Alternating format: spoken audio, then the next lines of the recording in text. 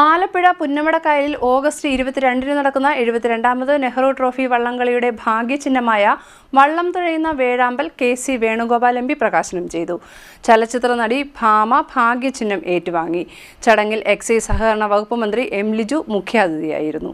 Alappuzha പുന്നമടക്കായലിൽ August 22-ന് നടക്കുന്ന 72ാമത് Nehru trophy വള്ളംകളിയുടെ ഭാഗ്യചിഹ്നമായ വള്ളം തുഴയുന്ന വേഴാമ്പൽ കെ.സി. വേണുഗോപാൽ എം.പി. പ്രകാശനം ചെയ്തു. കുട്ടനാടിന്റെ കാർഷിക കായിക മേഖലകളുടെ കരുത്ത് തെളിയിക്കുന്ന വിനോദമാണിത്. അന്താരാഷ്ട്ര തലത്തിൽ ശ്രദ്ധിക്കപ്പെടുന്ന രീതിയിൽ ലോകോത്തര നിലവാരത്തിലേക്ക് വള്ളംകളിയെ ഉയർത്തിക്കൊണ്ടുവരുവാനും കേന്ദ്ര സംസ്ഥാന സർക്കാരുകളുടെ സഹായം ഉറപ്പാക്കുന്നതിനുമുള്ള കാര്യങ്ങൾ ചെയ്യുമെന്നും എം.പി. പറഞ്ഞു.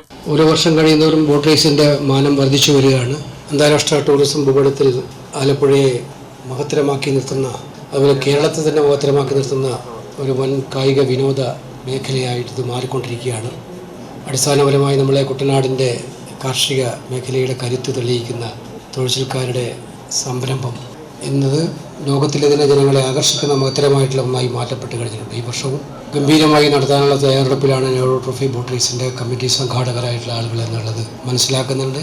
നമുക്ക് ആലപ്പുഴയ്ക്ക് ഏറ്റവും ഉയർത്തി കാണിക്കാൻ കഴിയാവുന്ന ഒരു മഹത്തരമായ സംരംഭം ടൂറിസത്തിൻ്റെ വളർച്ചയാണ്. ആ ടൂറിസം വളർച്ചയ്ക്ക് കേരളത്തിൻ്റെ ടൂറിസം മാപ്പിൽ തന്നെ, കേരളത്തിൻ്റെ ടൂറിസം ബ്രാൻഡിങ്ങിൽ തന്നെ തൃശ്ശൂർ പൂരവും ആലപ്പുഴ ബോട്ട് റേസുമാണ് രണ്ട് പ്രധാനപ്പെട്ട ബ്രാൻഡിങ്ങുകൾ. പ്രൊഫഷണലൈസ് ചെയ്യണം നമ്മൾ എല്ലാ കാലത്തും പറയാറുണ്ട്. പക്ഷേ കൂടുതൽ പ്രൊഫഷണലൈസ് ചെയ്യുന്ന കാര്യത്തിൽ നമ്മൾ പൂർണ്ണമായും വിജയത്തിലെത്താൻ കഴിഞ്ഞിട്ടില്ല എന്നുള്ളത് ഇപ്പോഴത്തെയും ന്യൂനതകളിൽ ഒന്ന് തന്നെയാണ്. ഈ വള്ളംകളി അന്താരാഷ്ട്ര തലത്തിൽ തന്നെ ശ്രദ്ധിക്കപ്പെടുന്ന രീതിയിലേക്ക് കുറച്ചുകൂടി ശ്രദ്ധേയമാക്കാനും അതിൻ്റെ പ്രചരണ പ്രവർത്തനങ്ങൾ ലോക നിലവാരത്തിലേക്ക് കൊണ്ടുപോകാനും നല്ല പ്രൊഫഷണൽ ബാക്കിങ് ഇപ്പോൾ ഇല്ലാന്നുള്ള ഞാൻ പറഞ്ഞത്, ഇതിനേക്കാൾ കൂടുതലായിട്ടുള്ള ഹൈ എൻഡ് പ്രൊഫഷണൽ ബാക്കിങ്ങിൻ്റെ കാലം ഉണ്ടാകേണ്ടതായിട്ടുണ്ട്. അതിന് ഗവൺമെൻറ്റിൻ്റെ, സംസ്ഥാന ഗവൺമെൻറ്റിൻ്റെയും കേന്ദ്ര ഗവൺമെൻറ്റിൻ്റെയും ഒക്കെ ഭാഗത്തുനിന്നുള്ള സഹായം കൂടി നമ്മൾ നേടിയെടുക്കേണ്ടതായിട്ടുണ്ട്.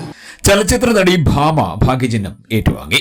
കേരളം, നമ്മുടെ കേരളം എന്ന് പറയുമ്പോൾ അത്രയും നമുക്ക് അഭിമാനമുള്ളൊരു കാര്യമാണ്.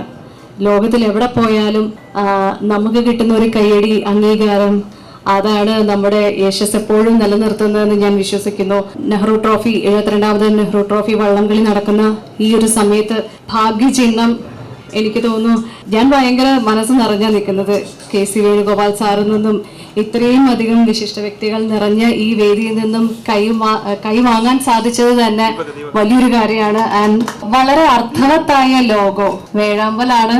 നമ്മുടെ ഓരോ ഇഴയെടുപ്പവും നമ്മുടെ കേരളത്തിന്റെ, നമ്മുടെ തനത് സംസ്കാരത്തിന് മുഖമുദ്രയായി നിർത്താൻ പറ്റിയ മറ്റൊരു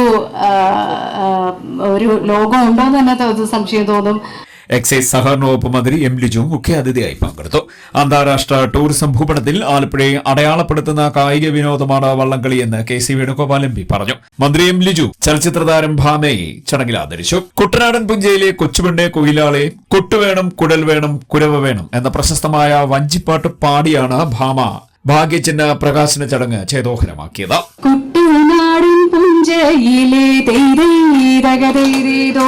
കൊച്ചു പെണ്ണെ കുയിലാളെ ദിത്തിത്താരാതേ, കൊട്ടു വേണം കുഴൽ വേണം കുരവ് വേണം, ഓ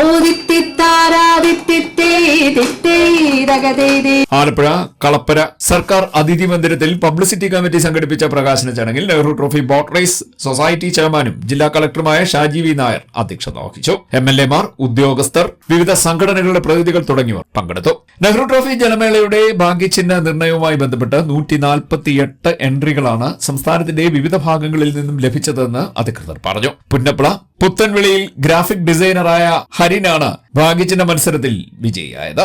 CDNet ന്യൂസ്, കായംകുളം.